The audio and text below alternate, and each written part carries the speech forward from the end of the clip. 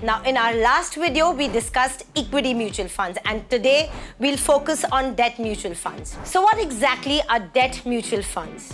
These funds invest in fixed income securities, aiming for steady returns with lower volatility, making them a better option for many investors.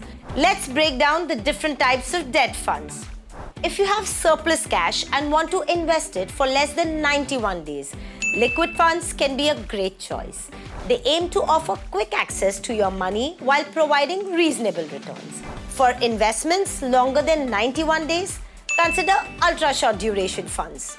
These funds strive to provide higher returns while still maintaining low duration risk. If you're looking for better returns and are willing to accept some credit risk, corporate bond funds have diluted portfolio, which might be right for you.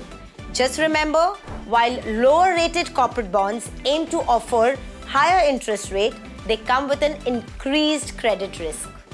If you prefer a completely risk-averse option and feel more secure with government-backed investments, government securities are ideal option.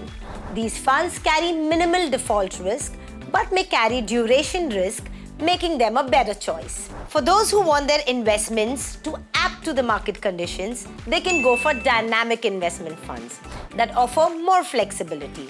But keep in mind that these can be more volatile compared to other debt funds. Now, as you can see, debt funds are perfect for conservative investors or anyone who's looking to balance their portfolio.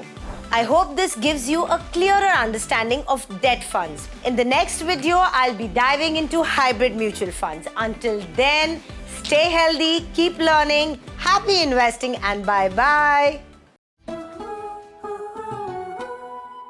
Mutual fund investments are subject to market risks. Read all scheme-related documents carefully.